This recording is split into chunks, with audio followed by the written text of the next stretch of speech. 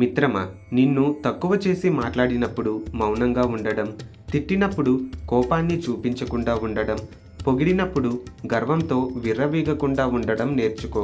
నువ్వు నేర్చుకున్న ప్రతిదీ నిన్ను ఒక్కొక్క మెట్టు పైకే చేరుస్తాయి తప్ప ఎప్పటికీ కింద పడిపోయేలా చేయవు. నీ లక్ష్యం ఎంత ఉన్నతమైనదైతే నీకు ఎదురయ్యే ఆటంకాలు కూడా అంత బలంగా ఉంటాయి. ఎదుటి వ్యక్తి నిన్ను గౌరవించడం లేదని అస్సలు బాధపడవద్దు.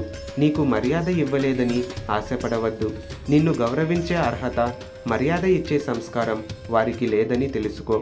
ఆకలి తీర్చని ఆహారం, ఆనందం లేని ఆదాయం, ఆత్మీయత లేని అనుబంధం ఉన్నా లేనట్లే. తులం బంగారం అక్కా చెల్లెల్ని విడదీస్తుంది. గజం స్థలం అన్నదమ్ముల్ని దూరం చేస్తుంది. 3 అంగుళాల నోటు మనిషిని ఆడిస్తుంది. అరంగుళం నాలుక 6 అడుగుల మనిషిని గాయపరుస్తుంది. చిన్నదే కదా అని చులకన చేస్తే మరచిపోలేని బాధనిస్తుంది కాదంటారా? ప్రశ్న ఏదైనా సరే ప్రేమతో బదులిస్తే మనం గడిపే ప్రతిరోజు ఇంకొంచెం అందంగా ఉంటుంది. నీ పరిస్థితి ఎప్పుడు ఎవరూ ఆలోచించరు.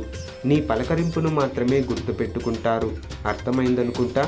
కాకి కోయిల రెండూ అరుస్తాయి, కానీ కాకిది గోల అంటారు, కోయిలది పాట అంటారు. ఆలోచించు.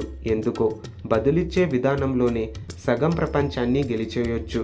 మగాన్ని మోసం చేసే ప్రతి ఆడది చెప్పే మాట ఇదే, నా మీద నీకు నమ్మకం లేదా అని. కాదంటారా? మీకు విలువనివ్వని వారి వద్దకు వెళ్ళి మీ విలువని పోగొట్టుకోకండి. మీ అభివృద్ధిని చూసి ఈర్ష్యపడే వారికి దూరంగా ఉండండి. మీ ముందు ఒకలా, మీ వెనుక మరోలా ఉండే వారిని దూరం పెట్టండి. అభిమానించే వాళ్ళని, ప్రేమించే వాళ్ళని, సహాయం చేసే వాళ్ళని ఎప్పటికీ దూరం చేసుకోకండి. జీవితంలో ఎదగాలంటే అందరూ ధైర్యంగా, ఆత్మవిశ్వాసంతో ఉండాలి. అప్పుడే అనుకున్నది సాధించగలవు. కాదంటారా?